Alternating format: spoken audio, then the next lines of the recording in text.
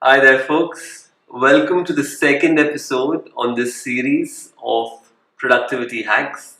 Yesterday, we spoke about decision making and being able to make fewer decisions as a means to increase both productivity as also the quality of the decisions that we are making.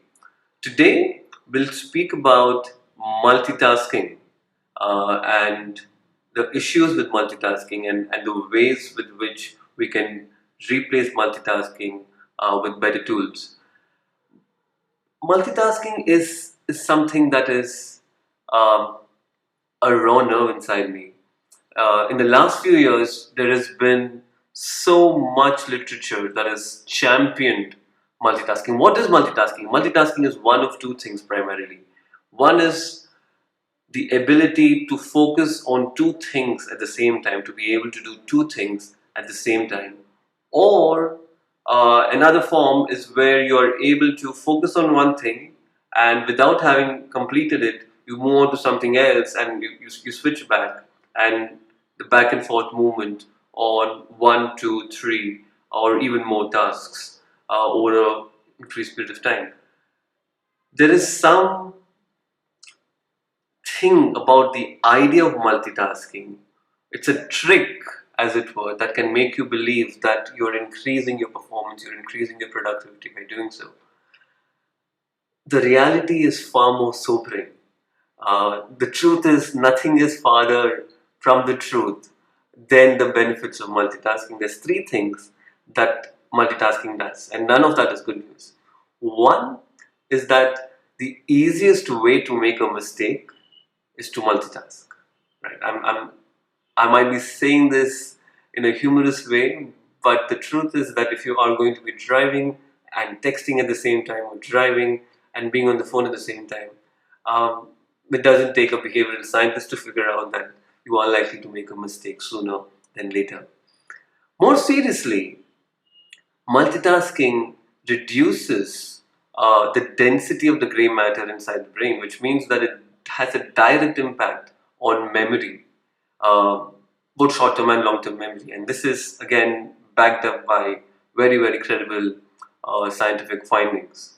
And the third is perhaps an everyday thing that you might want to be conscious about. When you multitask, you'd notice that you are using more of your working memory inside your head. It's not unlike the random access memory inside the computer. Now, when you are using a lot of the working memory, what in turn gets inhibited is your ability to be creative at the same time. Right? So think about it. It's just very logical. There is no space in the working memory area for you to be able to spontaneously combust, to have epiphanies, to have creative ideas. So those are just three things that happen when you multitask. A variation of multitasking is what is known as continuous partial attention. Now, this is different from reduced attention spans that we've all seen a lot of talk about. We've experienced it ourselves in the face of technology. Continuous partial attention is a different beast altogether. So continuous partial attention is where you are constantly at several places at the same time. So even when you're here, you're talking to someone, part of your attention is somewhere else, on a game that's happening, on some work that you've left in the office, on a third thing maybe. And this is a phenomenon that is as persistent as low attention spans, if not even more persistent. Like in my experience and people that I meet, I see continuous partial attention as just as prevalent as low attention spans. There are ways and means to be able to take on multitasking, and we'll speak about two or three of those things very, very quickly.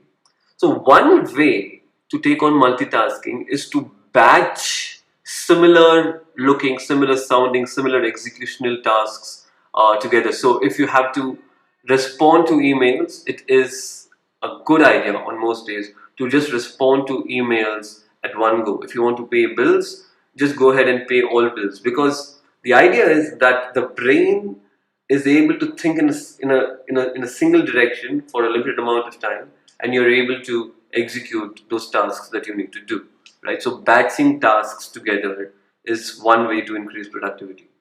The second way, one that has worked for me and one that is used very, very widely, is what is known as the Pomodoro Technique. Pomodoro is Italian for tomato. Um, what it is called is not very important.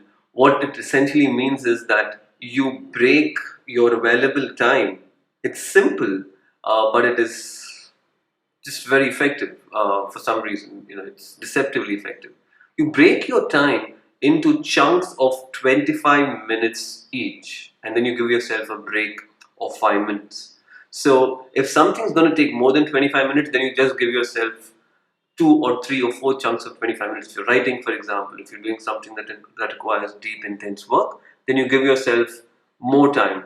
But basically, you break your time into chunks of 25 minutes each, and you focus on a single thing at all times. Right?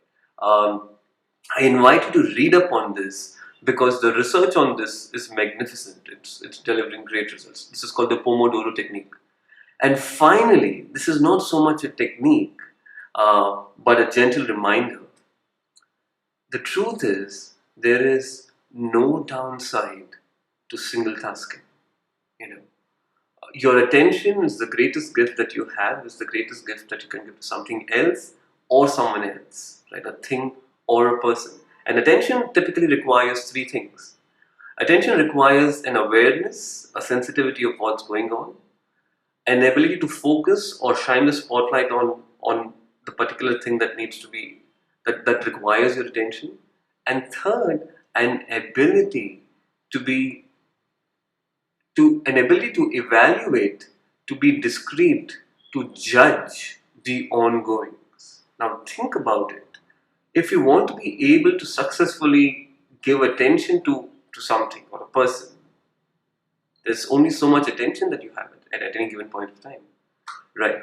So banish multitasking, if you will. Yay, single tasking. Try doing this. Try the Pomodoro technique.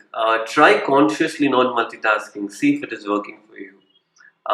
It definitely does work for me, and it